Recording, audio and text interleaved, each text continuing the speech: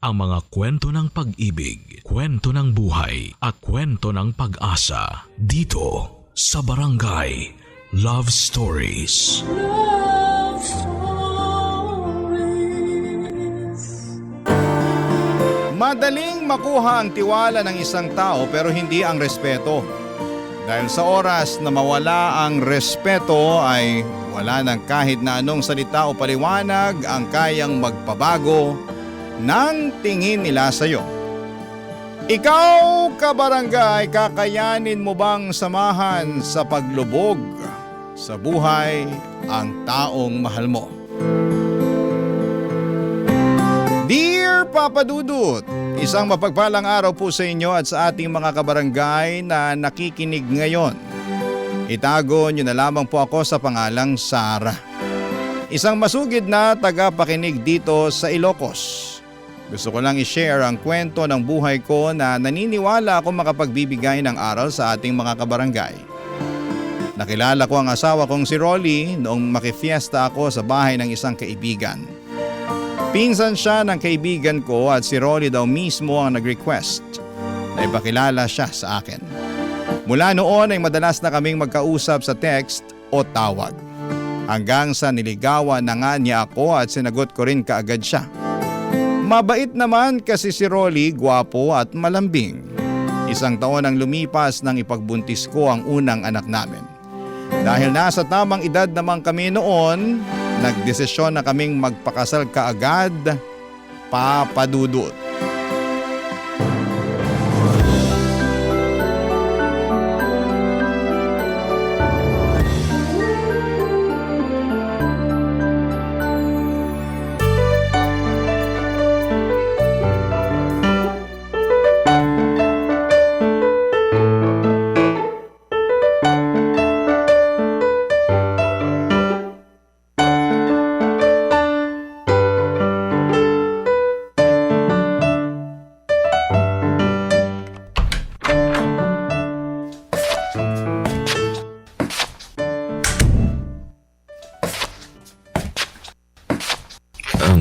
Mahal, dahan-dahan sa paglalakad ha.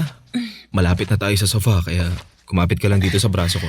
Mahal, kaya ko namang maglakad. Ikaw talaga oh. Siyempre, iniingatan lang kita tsaka yung anak natin. Oh, yan, maupo ka na dito sa sofa. Yan, dahan-dahan lang ha. Grabe, ang bigat na talaga ng tiyan ko ngayon. Kaya nga dapat mas mag-ingat ka sa mga kilos mo. Lalo na ngayon, ilang buwan na lang, manganganak ka na. Excited na talaga ako pero medyo kinakabahan din. Ako din naman. Kahit hindi ako yung manganganak, sobrang kinakabahan din ako. Alam mo, sa totoo lang, medyo nagigilty ako eh. Huh? Bakit ka naman nagigilty? Wala lang. Naisip ko lang na baka hindi pa talaga tayo handa na maging magulang. Teka, nagsisisi ka bang nagpakasal tayo? Syempre hindi. Yun naman pala eh. Ibig sabihin, may tiwala ka sa relasyon natin. Nakakayanin nating dalawa yung responsibilidad na to. Mahal, pasensya ka na ha. Minsan talaga, hindi ko na alam kung ano yung pumapasok sa isip ko. May mga oras nga na naguguluhan na rin ako sa nararamdaman ko eh. Ang alam ko, normal lang yan sa nagbubuntis. Yung maguluhan ka sa mga bagay sa paligid mo o kahit sa sarili mo. Alam mo, mabuti na lang din at hindi ako masyadong nahirapan sa paglilihi. Siguro kasi palagi ka rin nasa tabi ko. Binibigay mo lahat ng gusto kong kainin.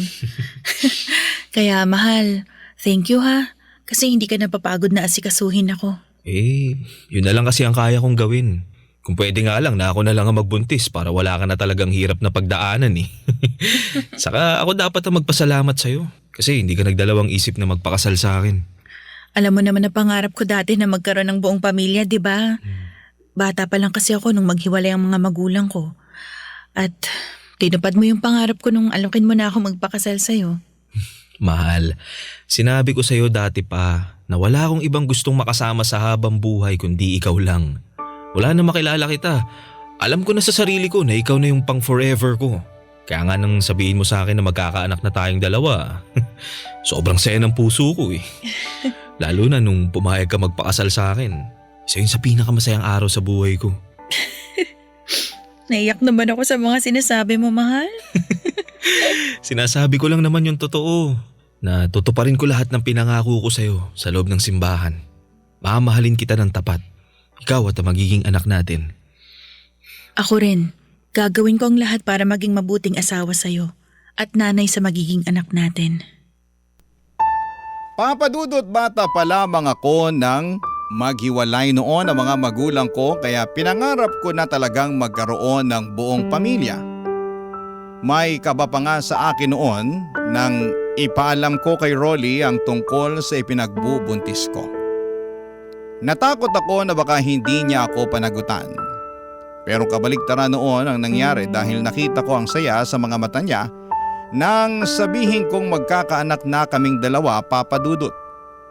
Hindi siya nagdalawang isip na alokin ako na magpakasal. Naging maayos naman ang pagsasama namin ng una dahil responsableng asawa si Rolly. Naging simple pero magaan ang buhay namin. Naitatawid ng pamamasada ng tricycle ni Rolly ang lahat ng pangangailangan namin, Papa Dudut. Hanggang sa nasundan ang anak namin noon. Doon nagsimula na unti-unting bumigat ang buhay namin, Papa Dudut.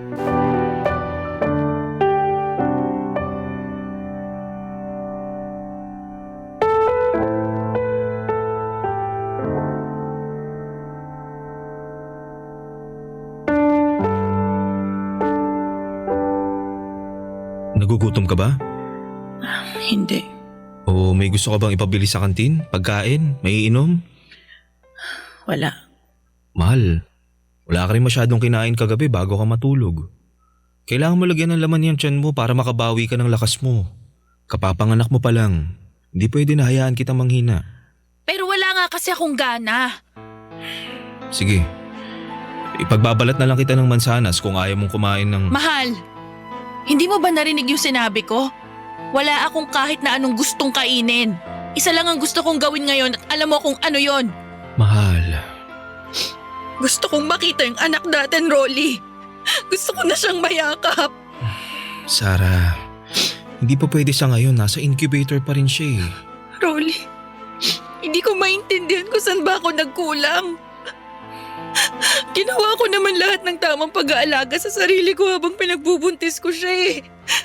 Bakit kailangan na maranasan niya lahat ng hirap na to? Mahal, tahan na. Baka makasama pa sa katawan mo yan. Lalo yung pag-iyak mo ngayon. Magiging maayos din si baby. Ha? Kaya kailangan natin magpakatatag para sa kanya. Pasensya na, mahal. Nagiging mahina na naman ako eh. Ayos lang, mahal. Normal lang kung ano man yung nararamdaman mo ngayon. Basta kailangan lang talaga natin magpakatatag. Lalabas nga pala ako mamaya kasi susubukan ko manghiram ng pera sa pinsan ko. Nagalaw ko na rin kasi yung natitirang ipon natin para sa panganganak mo eh. Kung hindi lang kasi sana napaaga yung panganganak ko at wala sa incubator si baby, baka hindi naubos yung ipon natin. Sorry, mahal. Huwag kang mag-sorry, mahal. Kasi wala namang may gusto nang nangyari sa inyo ng bunso natin. Sige, susubukan ko na lang din na manghiram sa ibang kamag-anak ko para may pandagdag naman tayo ng panggastos dito sa ospital. Sige, mahal. Kung wala ka namang maihiraman, wag mo nang pilitin, ha? Ako na lang ang gagawa ng paraan para mabayaran natin lahat ng kailangan dito sa ospital.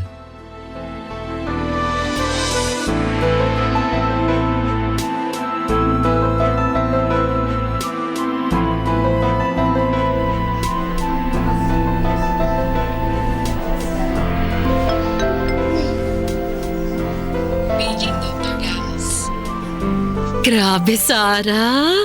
Kamukhang kamukha mo talaga ang bunso mo. Ganyan din yung mukha mo habang natutulog ka nung baby ka pa. Talaga po, Tita Lani. Naalala ko nga po na may picture tayong dalawa na karga niyo ko nung baby pa lang ako. Sa anak ng mga pinsan ko, ikaw talaga ang pinakapaborito ko na kargahin noon. Hindi ka kasi malikot saka hindi iyakin.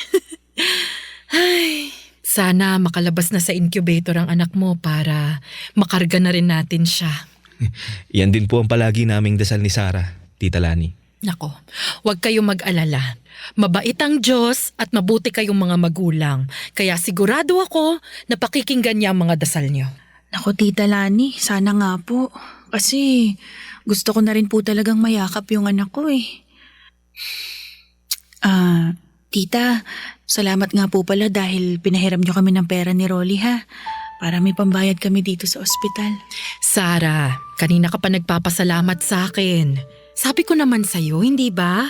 Nandito lang ako kapag kailangan nyo ng tulong kasi malaki ang naging utang na loob ko sa nanay mo.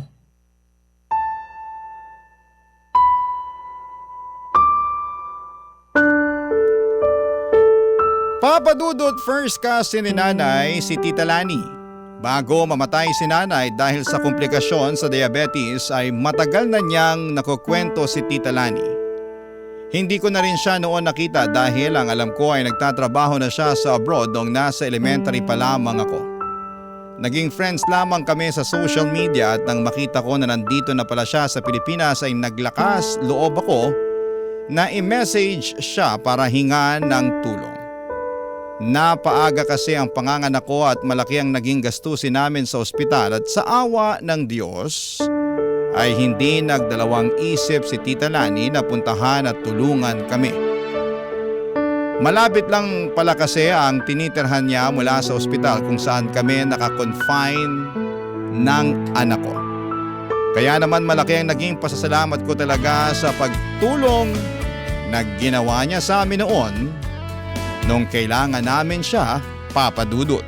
Barangay Love Stories. Barangay Love Stories. Papa Dudut, isang buwan pa ang lumipas nang sa wakas ay mailabas na rin namin ng ospital ang bunso naming anak. Kaya lang ay hindi doon natapos ang kalbaryo namin. Naging sakitin siya at kinailangan ng mamahaling gamot para sa kanya. Nang mga panahong yon ay baon na talaga kami sa utang. Hindi na namin alam kung saan pa kami kukuha ng panggastos sa bahay. Nag-aaral na rin kasi noon ang panganay naming si Joshua kaya patong-patong na talaga ang gastusin namin. Dumating pa sa point na hindi na kami nakakabayad ng inuupahan naming bahay. Naiiyak na lamang ako gabi-gabi sa mga problemang dumarating sa amin ng asawa ko. Hanggang sa naglakas loob na akong muling lumapit kay Tita Lani. Hindi naman niya ako binigo at inalok pa nga kami na doon na muna tumirapan samantala sa bakanting paupahan niya, Papa Dudut.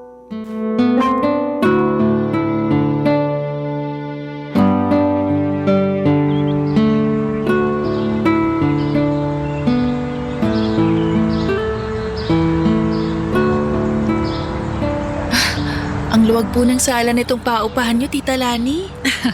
Maluwag ang sala pero medyo maliit ang kwarto at kusina. Naku, pagpasensyahan nyo na lang muna to ha. Kasi ito na lang yung bakante sa mga paupahan ko ngayon. Naku, Tita, napakalaking tulong na po nito sa amin. Oo nga po, tita. Halos kumpleto na nga rin po yung mga gamit dito sa loob eh. May sofa na tapos may malaking aparador pa po sa kwarto. May ikalan na nga rin po na magagamit namin para sa pagluluto eh. Yung huling tumira kasi dito, hindi na kinuha yung mga binili nilang gamit para sa unit na to. Kaya yan, marami pa talaga kayong mapapakinabangan dito. Nakakatuwa nga po kasi wala na kami halos po problemahin sa mga gamit para sa unit na to. Oh, linisin nyo na lang din ng mabuti ha para magamit nyo ng maayos. Medyo maliit nga lang ang unit na to kumpara dun sa ibang pinapaupahan ko. Ito na lang kasi talaga yung bakante kaya ito lang yung pwede kong ipagamit sa inyo ngayon.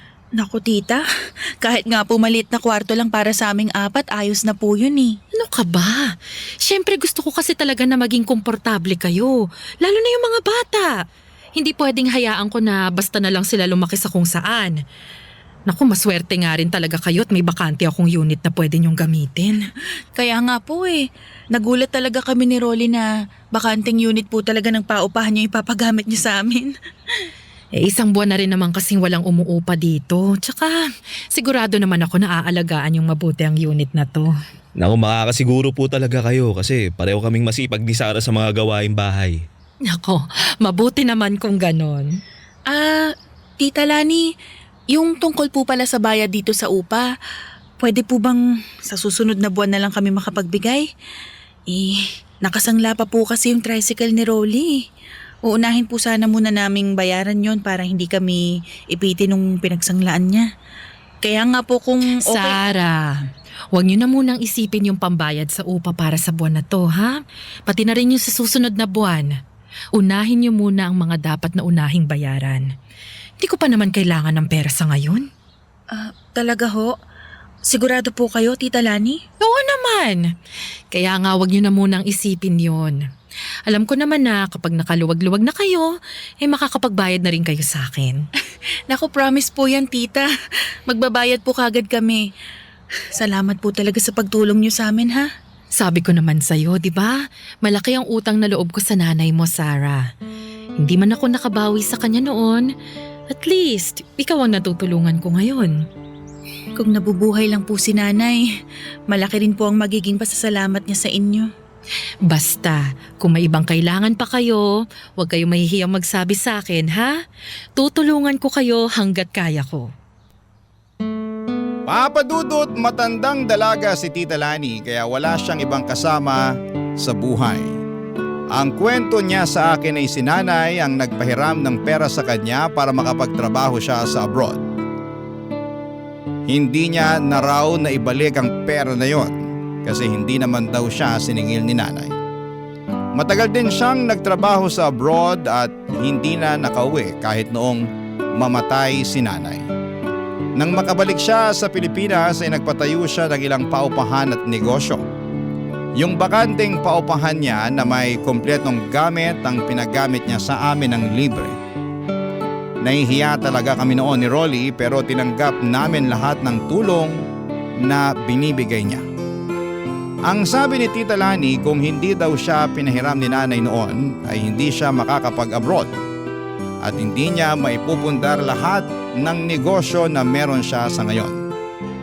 Kaya gusto niya makabawi kay nanay at ang ginagawa niya na yon ay ang paraan niya sa pamamagitan ng pagtulong niya sa aming mag-asawa, Papa Dudut.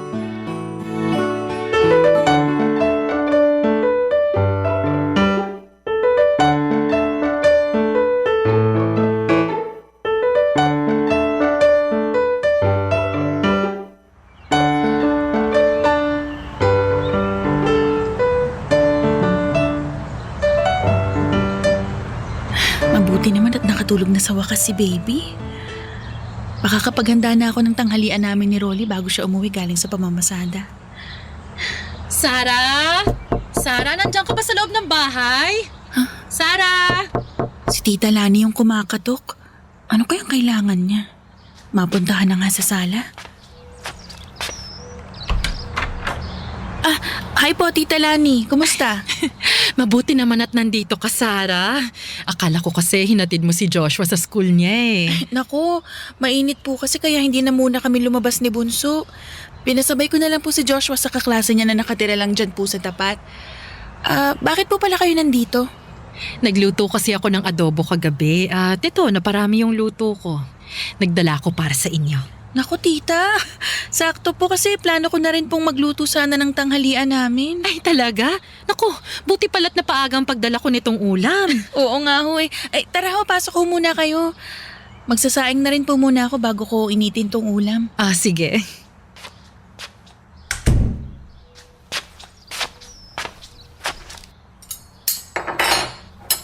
Oh, Sarah, kumusta naman kayo dito sa tinitirhan nyo?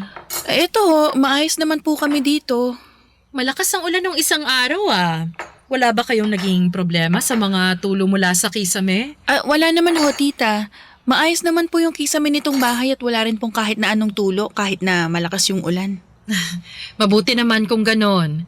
Siya nga pala, kamusta na nga pala yung bayad nyo para dun sa pinagsanglaan ng tricycle ni Rolly? Nakapagbayad na ho kami dun sa pinsan ni Rolly. Hindi niya na rin kami tinatakot na kukunin niya yung tricycle ng asawa ko. Sarah naman kasi. Bakit naman kasi dun pa nangutang si Rolly? Parang nga sama ng ugali nun eh. Alam naman ng pinsan niya na yung tricycle lang na yun ang pinagkukunan nyo ng panggasto sa araw-araw. Tapos tatakutin pa kayo na kukunin yun sa inyo kapag hindi ka agad nakapagbayad ng utang sa kanya. Kaya nga ho sinabi ko kay Rolly na unahin na muna naming bayaran yung pinsan niya eh. Ang laki pa ng interest na kinailangan namin bayaran. Grabe naman talaga ang pinsan na yan. Parang hindi ka mag-anak. Naku, ganun po yata talaga yung nagagawa ng pera, tita. Sana matuto na si Rolly na lumapit at humingi ng tulong sa tamang tao.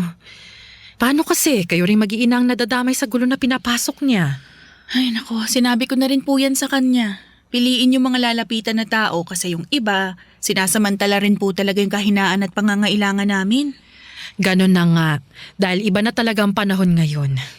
Ay, aalis na rin pala ako ha kasi magtatanong pa ako sa kapitbahay kung may kilala silang tubero. Ay, bakit ho tita? Anong ipapaayos nyo? Nababasa kasi ang sahig ng kusina ko. Mukhang tumatagas ang tubig mula sa ilalim ng lababo. Ay, si Rolly ho marunong mag-ayos ng lababo yon. May gamit din po siya para doon.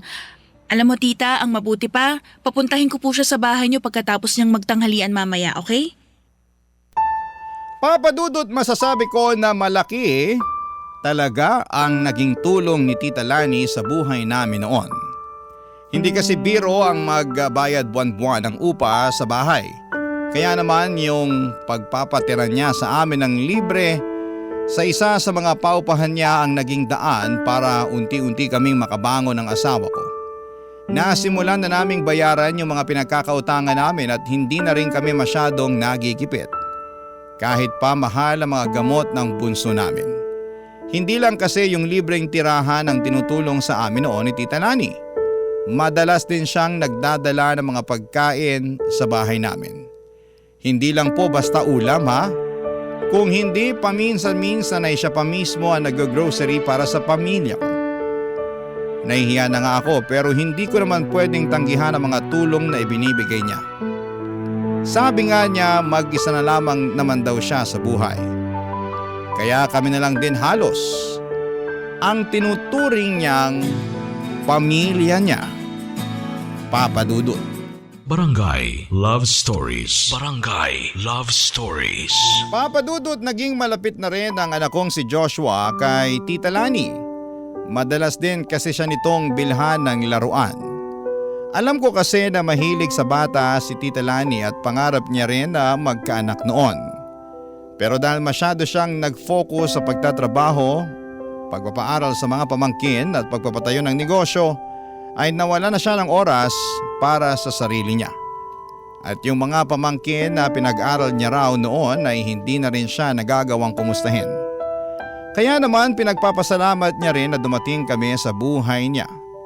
Kasi naramdaman niya ulit kung paano ang magkaroon ng isang pamilya. Marami nga palang alam sa pagkukumpuni ang asawa kong si Rolly.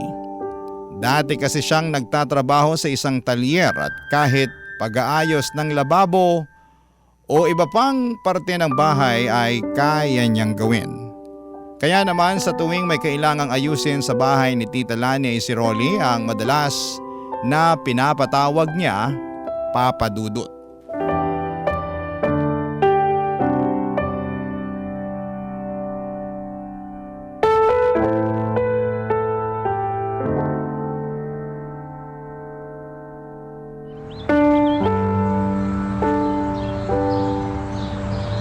Nasaan na kaya si Rolly?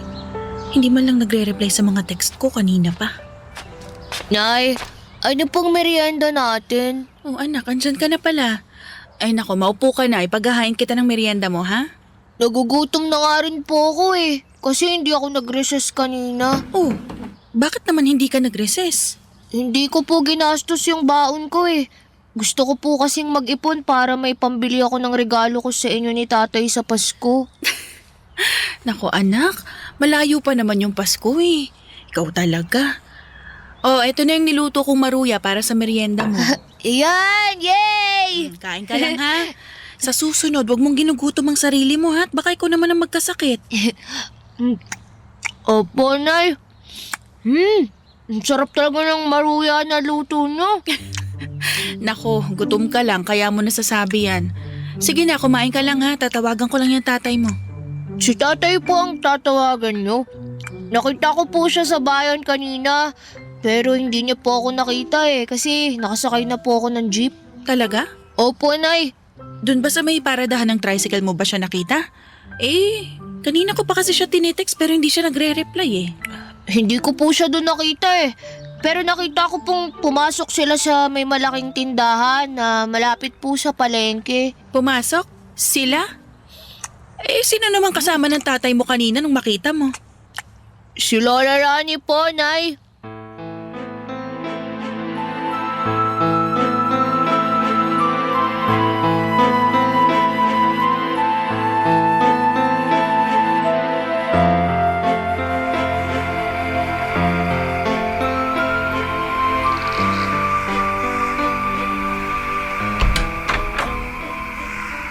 Mabuti naman nakauwi ka na.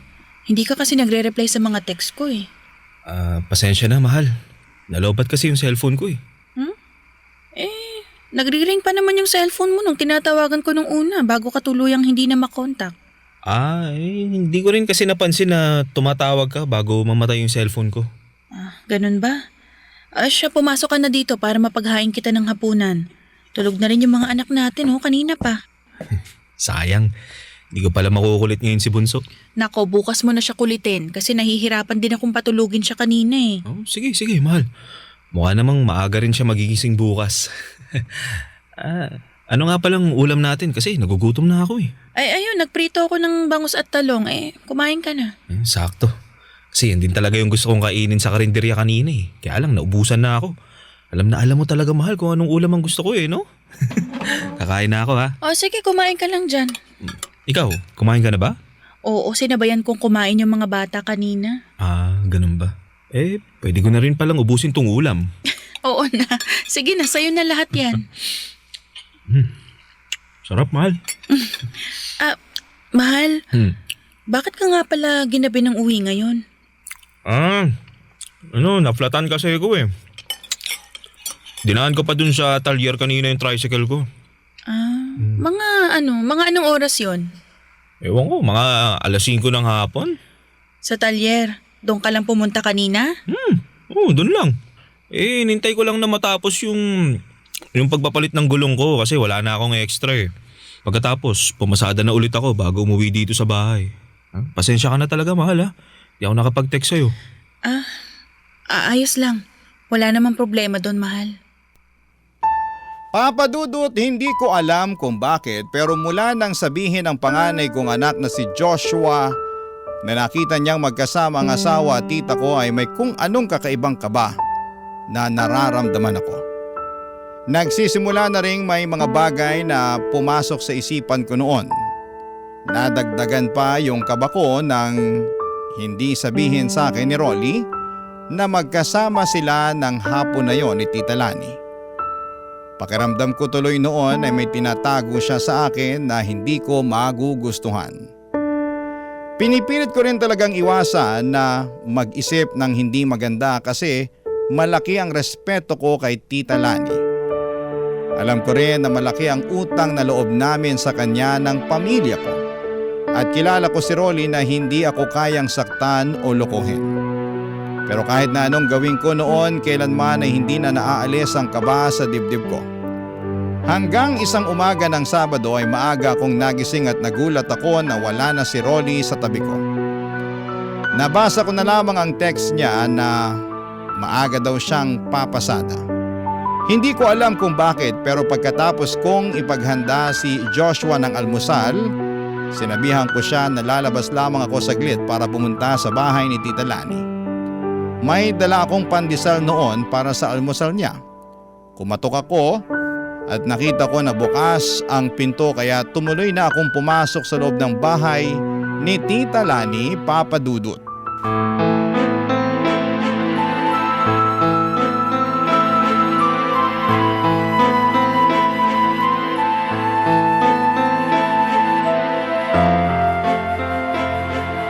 Tita Lani! Pumasok na po ako kasi bukas po yung pinto ng bahay nyo. May dala po akong pandesal para almusal nyo. Rolly, ano ba? Sabi nang wag dyan sa liig. Ano yun? Kasi malakas yung kiliti ko. Sino yung mga yun? Ano? Yun nga yung gusto ko nakikiliti ka eh. Saan nagkagaling yun? Sabi ng tama na eh. Diyos ko, Halikan dyan. boses ni na Rolly at Tita Lani yun ah. Dito nanggagaling sa loob ng kwarto ni tita. Rolly, tama na nga sabi. Huwag sabi dyan. Sige ka, baka hindi ko mapigilan ang sarili ko. Ano naman?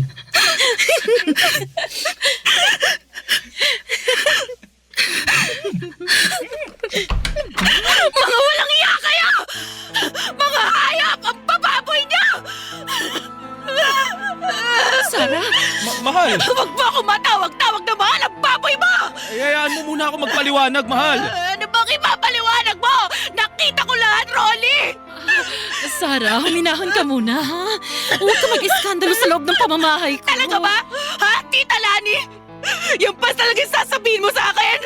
Di mo kasi naiintindihan eh. Hindi ko talaga maiintindihan kasi kahit kailan, hindi ko gagawin yung kababuyan na ginagawa niyong dalawa. Rolly, minahal kita. Wala akong ibang ginawa kundi yung mahalin ka, pero paano mo nagawa sa akin to? Sarah, mahal ka. Hindi mo ako mahal, Rolly. Kasi kung mahal mo ako, hindi mo to gagawin. Hindi mo ako sasaktan. Hindi mo man lang naisip yung mga anak natin. Kahit sila na lang sana, Rolly. Kahit hindi na ako. Sana kahit yung mga bata na lang yung inisip mo. Pwede ba, Sarah? Huwag ka nga magdrama dito sa loob ng bahay ko. Ayoko marinig ka ng mga kapitbahay ko. Bakit, tita? Nahihiya kayo? May natitira pa talaga kayong hiya sa katawan nyo? Grabe ka! Sobrang taas pa naman ang respeto ko sa inyo, tapos asawa ko pa pala'y nilalandi nyo? Bakit kasi hindi ka muna tumingin sa salamin para malaman mo kung bakit ka niloko ng asawa mo? Lani, tama na! Totoo naman ang sinabi ko, di ba? At ikaw mismo ang nagsabi sa akin na mas mabango at magaling ako sa kama kesa dyan sa asawa mo. Sabi ng tama na eh. Ano? Kakampihan mo na siya ngayon? Siya na ulit ang gusto mo? O sige, magsama-sama kayong lumaya sa pamamahay ko at sa unit ko na tinitirhan nyo ngayon ng libre. Lalayas talaga kami ng mga anak ko kahit hindi mo sabihin yan. Kasi hindi ko kayang tumira kasama ng mga anak ko sa bahay na pagmamay-ari ng isang malanting kagaya mo. Sarah, teka, sandali lang. Bitawan mo ako, Rolly!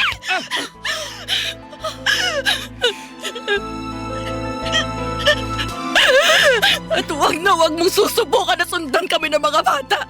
Dahil baka mademanda pa kita. Kayo ng babae mo! Ang bababoy niya!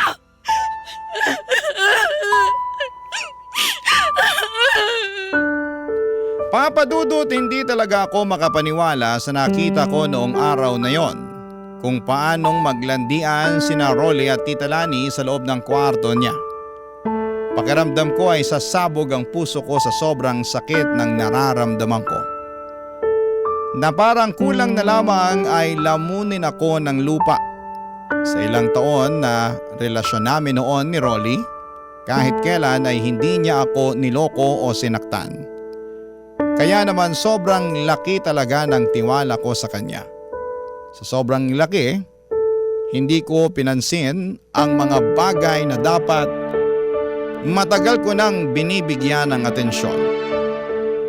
Yung pagbabago ni Rolly ng password sa cellphone niya, pag-alis ng maaga, at pag-uwi ng malalim na ang gabi.